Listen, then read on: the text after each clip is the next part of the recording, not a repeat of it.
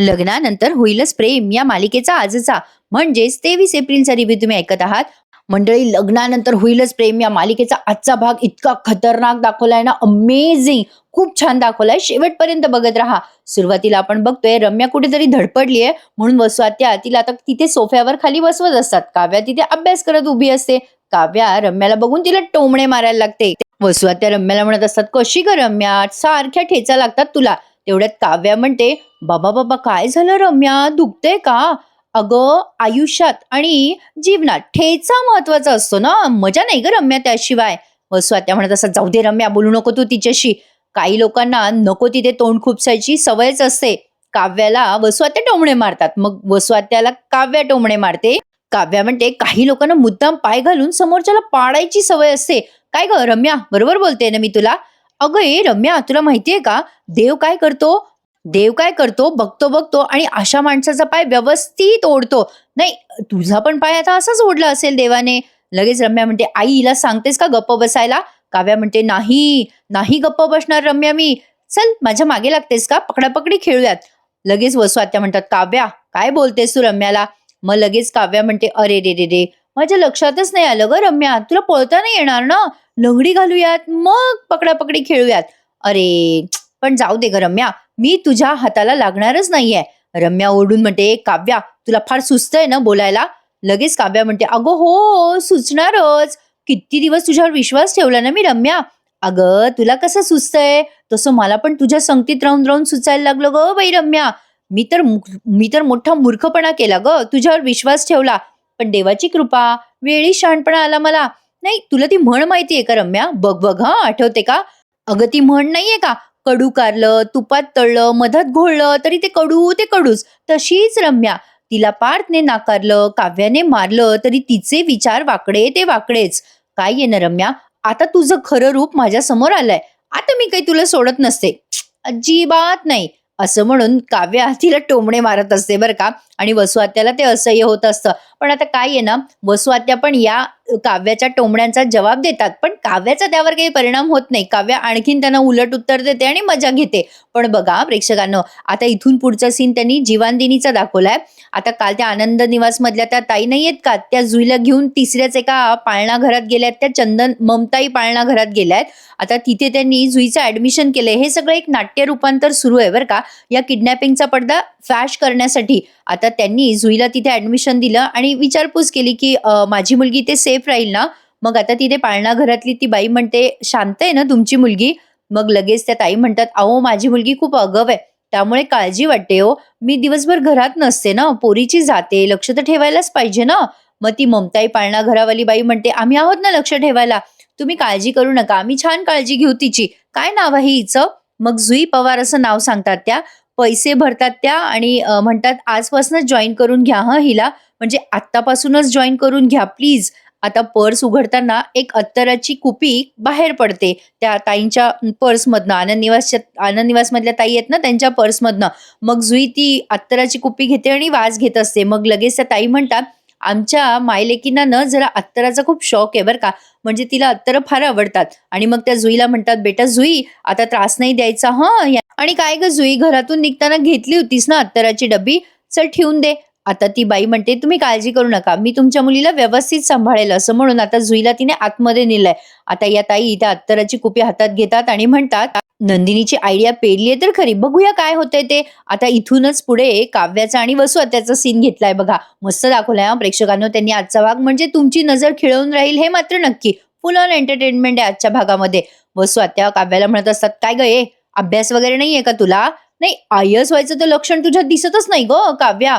तिकडे मायरी होती तेव्हा तुला आयएस करता आलं नाही.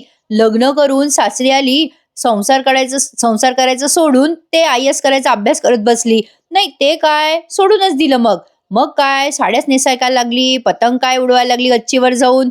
विचित्रपणा तर एवढा करते की खेळण्यातलं ते मांजर काय घेते आणि त्याला बोका काय समजते, काय पण वागणं काय पण बोलणं. रम्या म्हणते, नाहीतर काय, अगं अभ्यास झाला नाही म्हणून उगाच पार्थला वाचवण्याचा बहाणा करून बसली घरात. नाही, यावेळी तरी आयएस व्हायचा मुहूर्त लावणारेस का काव्या? मग आता काव्या तिला सडेतोड उत्तर देते बरं का. यांना काय वाटतं, काव्याला वाटेल तसं असं काही बोललं की काव्याचा आत्मविश्वास जरा ढासळेल, पण काव्य यांना आणखीन उत्तर देते.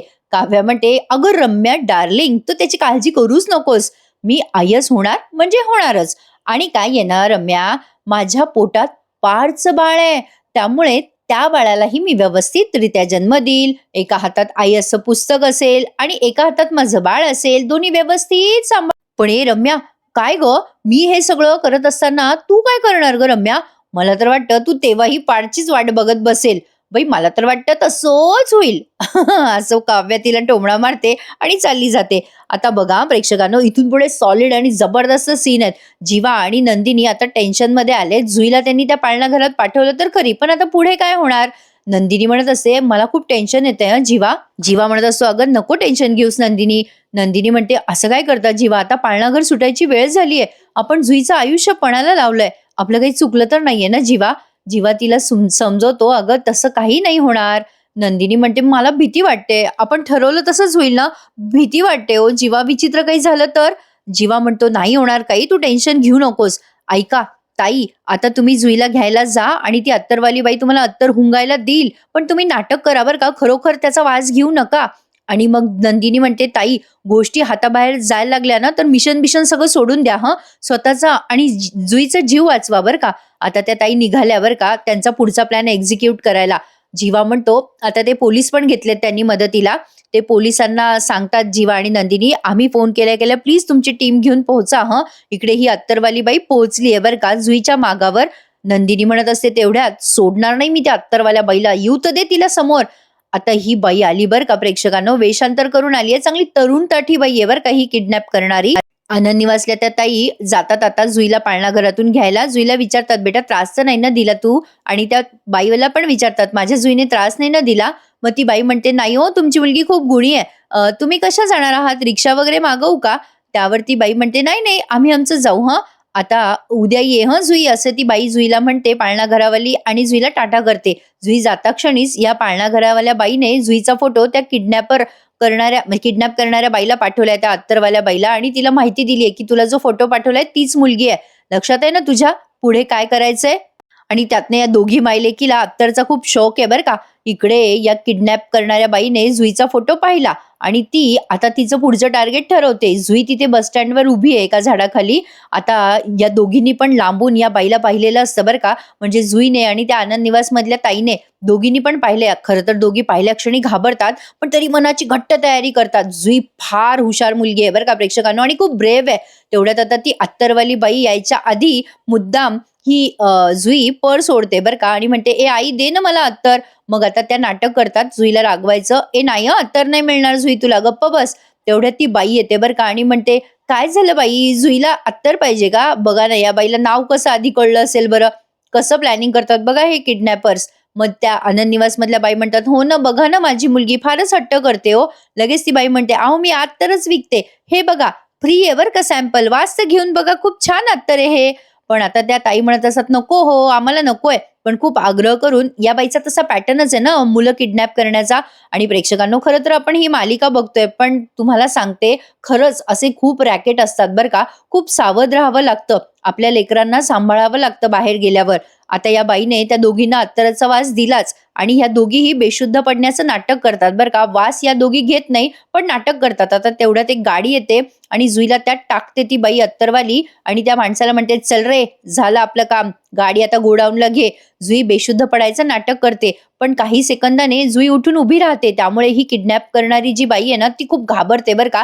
तिच्या लक्षात येतं, की हा काहीतरी प्लॅन आहे म्हणून. हे लोकं महा हुशार असतात. इकडे त्या आनंद निवासमधल्या ताई पटकन उठून बसतात काही सेकंदाने. मग जीवा आणि नंदिनी येतात मागून गाडीवरून आणि विचारतात, "जुई कुठे गेली? नेलं का त्या बाईने जुईला?" त्या आनंद निवासमधल्या ताई सांगतात, की "हो, आपल्या प्लॅन प्रमाणे सगळं झालंय." आता जीवा आणि नंदिनी जुईचा पाठलाग करत असतात गाडीवर. नंदिनी म्हणत असते, "आता मी त्या बाईला काही सोडत नाही." जीवाने जुईच्या हातावर घड्याळ लावली होती ना, काल आपण पाहिलं होतं. त्या घड्याळीमध्ये ट्रॅकर आहे. जीवा आता ते ट्रॅकर फॉलो करत जुईचा पाठलाग करत असतो. नंदिनी आणि जीवा दोघे पण गाडीवर आहेत. त्या गाडीच्या मागे-मागे ते जातायत. "गणपती बाप्पा मोरया" असं म्हणून दोघेही पाठलाग करतायत बरं का. आता तुम्हाला वाटलं असेल, की पुढे काय होईल? मस्त दाखवलंय हां प्रेक्षकांनो आजचा एपिसोड. जुई आता उठून उभी राहते. तेव्हा त्या बाईच्या लक्षात येतं, की हिने अत्तराचा वास घेतलाच नव्हता.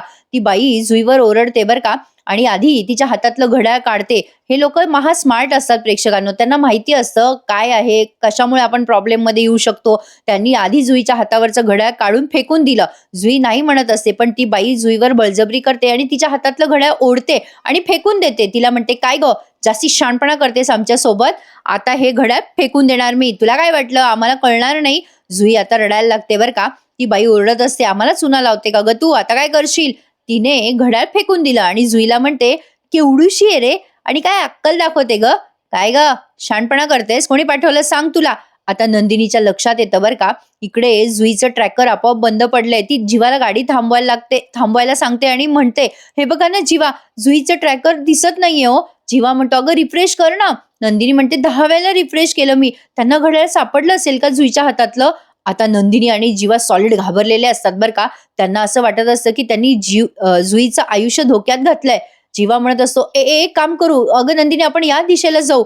नंदिनी म्हणते, "अहो असं काय करतात? 3-3 रस्ते आहेत. कुठे जायचं आपण? कोणत्या रस्त्याने जायचं? मला आता भीती वाटते." पण आता नेमका एक चमत्कार होतो बरं का. काय होतो ते बघा. इकडे या बाईने जुईला गोडाऊनवर आणलंय आणि फेकून दिलंय तिथे आणि ओरडत असते, "काय गं ए शाणे, स्वतःला स्मार्ट समजतेस का? मला येडा बनवतेस? सड आता इथेच." आणि मग त्याच्या माणसाला सांगते ती बाई की, "अरे मास्टरला फोन कर आणि सांग समर टार्गेट पूर्ण झालंय किडनॅपिंगचं." तेवढ्यात तिथे नंदिनी येते बरं का आणि म्हणते, "इतकी काय घाई आहे ग तुला?" नंदिनीने तो काळा दोरा घेतलाय हातामध्ये आणि ते घुंगरू आहे ना, तिने बांधलं होतं बघा जुईच्या पायाला, ते सापडलंय नंदिनीला. आता इथे त्यांनी थोडा फ्लॅशबॅक दाखवलाय बरं का प्रेक्षकांनो. तुम्हाला कळतोय ना आजचा हा एपिसोड रिव्ह्यू? प्लीज मला कमेंटमध्ये नक्की सांगा, कारण खूप फास्ट दाखवलाय त्यांनी, त्यामुळे मी माझ्या सांगायची स्पीड पण थोडी फास्ट केली आहे. आता जेव्हा त्या बाईने या जुईचं घड्याळ फेकलेलं असतं ना, तेव्हा जुईने स्मार्टपणा केलाय, हुशारी केली आहे. जुईने तिच्या पायातला तो दोरा जिथे गोडाऊन आहे ना, तिथे एका झाडावर फेकलाय या बाईच्या नकळत. आता जेव्हा जीवा नंदिनी विचार करत असतात ना कुठल्या रस्त्याने जावं, तेव्हा नंदिनीला तो धागा दिसतो झाडाला लटकलेला आणि नंदिनी आणि जीवाला कळतं की जुई इथेच कुठे आसपास आहे आणि त्यांनी बरोबर जुईला शोधून काढलेलं आहे. जुईने केलेल्या हुशारीमुळे, जुईने दाखवलेल्या त्या धाग्यामुळे आणि त्या घुंगरामुळे नंदिनीला जुईची जागा सापडली. आता नंदिनीने तो धागा जीवाला दाखवलेला असतो आणि जीवा नंदिनीच्या लक्षात येतं की जुई इथेच कुठे आसपास आहे. हा फ्लॅशबॅकचा सीन आहे बरं का. जीवा म्हणतो, "हुशार आहे जुई, म्हणजे हा रस्ता कळावा म्हणून जुईने हे केलंय. जुईला ती बाई याच रस्त्याने घेऊन गेली आहे. चल लवकर नंदिनी." आणि जीवा नंदिनी अगदीही थोडासाही उशीर न लावता त्या ठिकाणावर पोहोचतात. जुई आता हसते बरं का जीवा आणि नंदिनीला बघून. तिचाही जीव भांड्यात पडलाय. जीवा आणि नंदिनी आता तिथे खूप छान फाईट देतात. जीवा आल्या आल्या जुईला हाय करतो. ती बाई म्हणते, "अरे बघताय काय तुम्ही सगळेजण, फोडा याला." 3-3 माणसं असतात बरं का तिथे. जीवा आणि त्या माणसांमध्ये खूप फाईट रंगली आहे. जबरदस्त असा सीन आहे.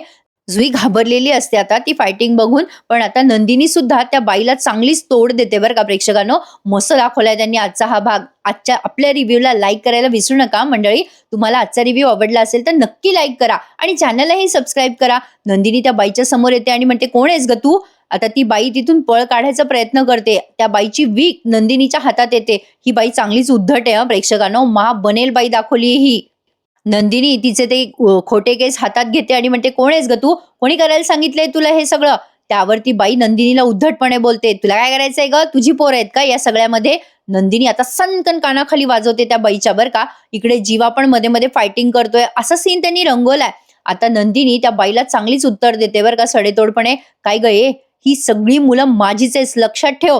या प्रत्येकाच्या आईच्या वतीने मी तुला कानाखाली मारते. काय ग बाई आहेस ना तू? दुसऱ्याचा काळजाचा तुकडा चोरताना लाज नाही वाटत तुला? हात कापत नाहीत तुझे?" लगेच ती बाई म्हणते, "ए चल गा, तुझं लेक्चर ऐकायला नाहीये इथे मी. इथे तू मला पकडून काय करणार आहेस? तुझा बाप वर बसलाय मास्तर." नंदिनी म्हणते, जास्ती आगाऊपणा करू नकोस. येऊ दे त्या मास्तरला समोर. वाघीण बनून फाडून काढेल मी तुला. लक्ष्मी तर मी घरची आहेच, पण चंडिकेचं रूप मी धारण करू शकते. असं तसं समजू नकोस. आता यापुढे एकाही लेकराला हात लावला ना, तर तुझे हात तोडून हातात देईल मी." ती बाई म्हणत असे, "चल गे तुझ्या बोलण्याने काय होणार आहे?" नंदिनी पुन्हा एकदा तिच्या कानाखाली मारते बरं का. आणि मग तिथे पोलीस पोहोचतात आणि पोलीस या सगळ्यांना अटक करतात. पोलीस आता थँक्यू म्हणतात जीवाला. जीवा म्हणतो, "नाही नाही, थँक्यू तुम्हाला सगळ्यांना, तुम्ही इथे आलात आणि यांना अटक करताय." पण आता ते पोलीस जीवा नंदिनीचं कौतुक करतात आणि जुईचं सुद्धा. "तुम्ही जे धाडस दाखवलंय ना ते कौतुकास्पद आहे. जीवा नंदिनी, तुमच्यासारखं भान जर प्रत्येकाने ठेवलं ना, तर असे लहान मुलांना किडनॅप करणारं रॅकेट लवकरात लवकर सापडेल आणि या लोकांची हिंमत पण होणार नाही." आता पोलीस त्या सगळ्यांना अटक करून घेऊन जातात. त्या बाईला सुद्धा नेतात. ती बाई जाता जाता नंदिनीला धमकी देते, ए तुला मास्तर सोडणार नाही बरं का. नंदिनी म्हणते, जा गे जा, तुला पुरून उरतो आम्ही. आता सगळे लहान मुलं जीवा नंदिनीसाठी टाळ्या वाजवतात. अजून बरीच 4-5 चिल्ली पिल्ली आहेत बरं का तिथे प्रेक्षकांनो किडनॅप करून ठेवलेली. जीवा नंदिनी त्यांना जवळ घेतात. जीवा म्हणतो, वा किती हुशार आहात तुम्ही सगळेजण. आता तुम्हाला कोणी काही करणार नाही बरं. तुमच्या आई बाबांना आम्ही सोपवणार आहोत. तुम्हा सगळ्यांना माझ्याकडनं वडापाव बरं का पोरांनो. नंदिनी आता जुईला जवळ घेते, तिचे लाड करते आणि जुईला म्हणते, बेटा जुई काय करू ग मी तुझं, किती हुशार आहेस ग. जुई म्हणते, काका मी सांगितलं होतं ना तुम्हाला, आपण तिघांनी मिळून करून दाखवलं. जीवा म्हणतो, जुई त्यासाठी तुला माझ्याकडून. जीवा आता तिला सल्यूट देतो बरं का. जुई हसायला लागते. नंदिनी म्हणते, जुई हा काळा धागा तू टाकलास ना त्यामुळे तुला शोधू शकलो ग बेटा. जीवा म्हणतो, हो आणखीन एक महत्वाचं काम बरं का नंदिनी. आता तो काळा धागा जीवाने स्वतःच्या हाताने जुईच्या पायामध्ये बांधला. जुईला या सगळ्याचं खूप अप्रूप वाटतंय बरं का मंडळी. जीवाला नंदिनी म्हणते, जीवा आता आपली स्टोरी पूर्ण होणार बरं का. आपण आपल्या बाळाला आपल्या शूरवीर कथा सांगू शकतो बरं का. नंदिनी म्हणते, तथास्तु. जीवा म्हणतो, अरे नाही पण नंदिनी, सगळ्या मुलांनी जेव्हा मला मिठ्या मारल्या ना आता तेव्हा मस्त वाटलं ग, खूप भारी वाटलं. नंदिनी म्हणते, अहो खरं सांगू जीवा, ती बाई मगाशी मला म्हणाली की या तुझं पोर आहे का, तेव्हा मला असं वाटलं की खरंच की मी असा विचार केलाच नाही, ही मुलं माझी नाहीयेत. जीवाला लगेच सॉरी नंदिनीला जुई म्हणते, अगं ताई तू त्यामुळेच इतकी भारी आहेस.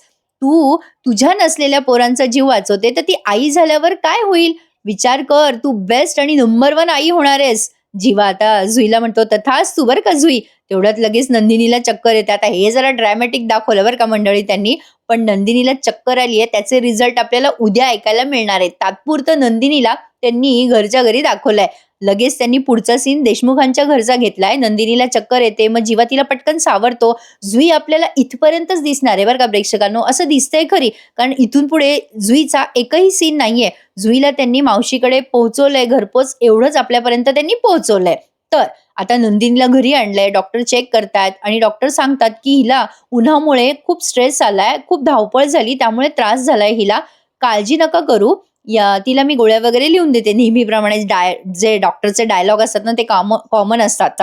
डॉक्टर आता निघून जातात, गोळ्या औषधं लिहून देतात आणि जातात. मानिनी थँक्यू म्हणते डॉक्टरांना, पण डॉक्टर गेल्यावर जीवा आणि नंदिनीला अशी फैलावर घेते ना मानिनी.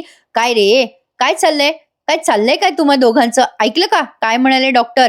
तुम्हा दोघांच्या धावपळीमुळे स्ट्रेसमुळे चक्कर आली होती तुला. नंदिनी, काय रे जीवा, तुझी बायको नाजूक आहे हे तू सोडून घरात सगळ्यांना माहितीये नाही का. बोल नको आता, माझं बोलणं व्हायचंय, मध्ये मध्ये बोल नको. मानिनी म्हणते, बाहेर इतकं ऊन आहे, किती धावपळ करता, वणवण करता, कुठे जाता, काय करता काही कळत नाही.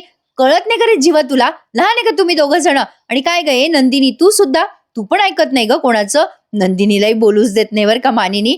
काव्य आणि पार्थ हसत असतात आता, या दोघांना चांगला ओरडा भेटतोय ना म्हणून. मानिनी आता त्यांना विचारते, काय रे सकाळी नाश्ता घाईघाईत करून गेलात कुठे तुम्ही दोघं जण. नाही काय बोला आता काहीतरी. जीवा म्हणतोय, आई असं काय करते, एकदा म्हणाली बोल नका, आता म्हणतीये बोला, नेमकं करायचं काय आम्ही. मानिनी म्हणते, ए जीवा, ए पार्थ, दोघं जण हसू नका, मस्करीशिवाय तुम्हाला काही सुचत नाही का. मग नंदिनी म्हणते, आई ऍक्च्युली आम्ही ते जुई. मग जीवा म्हणतो, अगं आई तिच्या मावशीकडे गेलो होतो आम्ही, मावशीकडे सोडवायला गेलो होतो ना तिला.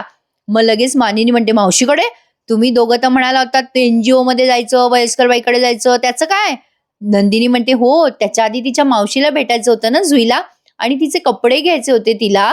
मग मानिनी म्हणते, नंदिनी खोटं बोलू नकोस, तूच सांगितलं मला जीवाने तिच्यासाठी कपडे घेतले, 3-4 ड्रेसेस घेतले होते ना जीवाने. मग आता मात्र यांना पर्यायच राहत नाही, यांना मानिनीला सगळं खरं खरं सांगावं लागतं. तिथे पार्थ आणि काव्य सुद्धा आहेत. मानिनी म्हणते, तुम्ही दोघं ना काहीतरी लपवताय आणि खरं खरं सांगा मला काय लपवतायत. काव्या पण म्हणते, काय ग ताई काय लपवतायत. जीवाला आता नंदिनी म्हणते, सांगा ना जीवा, तुम्ही सांगून टाका. जीवा म्हणतो, नाही रे बाबा मी नाही सांगत, तू सांग. नंदिनी म्हणते, असं काय करताय तुम्ही सांगा ना. जीवा म्हणतो, नाही बाबा सॉरी. मानिनी म्हणते, ए बाबा बोलता का दोघं आता, कोणीतरी एक जण बोला पटकन, माझा जीव टांगणीला लावू नका. आधीच घरातले लोक काही कमी आहेत का त्रास द्यायला, बाकीचे सांगताय का. मग पार्थ म्हणतो, ए बाबा जीवा सांग ना. मग जीवाने इत्यंभूत सगळी स्टोरी सांगितली आहे, सकाळ ते संध्याकाळपर्यंत काय काय झालं, जुईला कसं नेलं, कसं प्लॅन केला, कसं किडनॅप झालं होतं, कसं पोलिसांनी सोडवलं, ते आपल्याला थोडंसं एक काही सेकंदाचंच फ्लॅशबॅक दाखवलाय. आता हे सगळं ऐकल्यावर मानिनीच्या पायाखालची जमीन सरकते, कारण या दोघांनी जे धाडस दाखवलंय ना ते खरंच डेंजरस पण आहे बरं का प्रेक्षकांनो. मानिनी खूप चिडते आता हे ऐकल्यावर आणि अजून ओरडते या दोघांना. "काय रे, तुम्हाला काही वाटतं का दोघांना? हे काय केलं तुम्ही? तुम्ही दोघं काय स्वतःला हिरो हिरोईन समजता का? काय रे जीवा, तुला हिरोगिरी करायची होती का? मग तिला कशाला नेलंस तू नंदिनीला? तिचा कशाला जीव धोक्यात घातलायस तू?" जीवा काहीतरी बोलायला जातो तेव्हा मानिनी म्हणते, "गप्प बस, काही बोलू नकोस आता. तुम्हा दोघांना काही झालं असतं तर? काय झालं असतं नंदिनी? काय रे जीवा, हिच्या आई-वडिलांना मी काय उत्तर दिलं असतं? बोल ना आता." आता शेवटी काव्या म्हणते, "अहो आई, चिडू नका ना." मानिनी म्हणते, "थांब गं जरा. ए जीवा, नंदिनी, अक्कल आहे का तुम्हा दोघांना काही? इथून पुढे आता असं काहीही करायचं नाहीये. समजतंय का तुम्हाला?" पार्थ म्हणतो, "हो जीवा, हो नंदिनी, आई बरोबर बोलते. ही खूप अवघड परिस्थिती निर्माण करून ठेवली आहे तुम्ही." आता मात्र सगळ्यांनाच टेन्शन आलंय कारण ती बाई पकडली गेली आहे ना प्रेक्षकांनो. अजून तो जो मेन आहे म्होरक्या यांच्या टीमचा किडनॅप करणारा तो मास्तर तो अजून पकडला नाही गेलाय ना. त्यामुळे येणाऱ्या भागांमध्ये आपल्याला कळेलच की नेमकं काय होणार आहे. आजचा हा एपिसोड इथेच संपला बरं का. आणि मंडळी उद्याच्या भागात तर त्यांनी बॉम्बच टाकलाय. मी काल म्हटलं होतं ना की विजय घरजावाई होणार आहे तसा प्रोमोज दाखवला म्हणा त्यांनी. आता विजय आणि रम्या दोघं लग्न करून येतात पण तत्पूर्वी जीवा आणि नंदिनी आनंदाची बातमी घेऊन येतात. जसं पार्थने काव्याला उचललं होतं ना हत्तीवरून साखर वाटारे तसंच एक्झॅक्टली या आपल्या जीवाने केलंय नंदिनीसाठी. खुश असतात सगळे. मानिनी म्हणते, "अगं भाई देवच पावला." तेवढ्यात आता ही रम्या विजयला घेऊन येते आणि म्हणते आधी मानिनी म्हणते आपल्या आनंदाला नजर नको लागायला. तेवढ्यात रम्या येते आणि म्हणते लागणार नाही, आता पेढे वाटावे लागणार. आमचं लग्न झालंय आणि आम्ही सुद्धा आता इथेच राहणार. अरे देवा यांचं कसं झालंय बिचाऱ्यांना घरचं झालं थोडं आणि व्याहाने धाडलं गोडं. बिचारे आता पुढे काय काय टेन्शन आणि काय काय ट्विस्ट दाखवतात हे बघूयात. मजा येणार आहे. पण या विजयने रम्याला बरोबर अडकवलंय बरं का प्रेक्षकांनो. रम्याला त्याने चांगलं फूल बनवलंय असा एक माझा अंदाज आहे बरं का. तुम्हाला काय वाटतं कमेंटमध्ये नक्की कळवा. मंडळी आजचा एपिसोड जबरदस्त होता की नाही? मग लाईक करायला चिंगूसपणा करू नका ओ. मनसोक्त लाईक करा, रिव्ह्यूला हाईप करा आपल्या व्हिडिओला आणि चॅनलला सबस्क्राईब करायला विसरू नका. अजूनही आपले 1,00,000 फॉलोअर्स पूर्ण झालेले नाहीयेत. प्लीज चॅनलला सबस्क्राईब करा आणि लग्नानंतर होईलच प्रेम या मालिकेचे रिव्ह्यू एन्जॉय करा. उद्या भेटूयात पुन्हा. तोपर्यंत उद्या पुन्हा भेटूयात मंडळी. तोपर्यंत काळजी घ्या स्वतःची. धन्यवाद.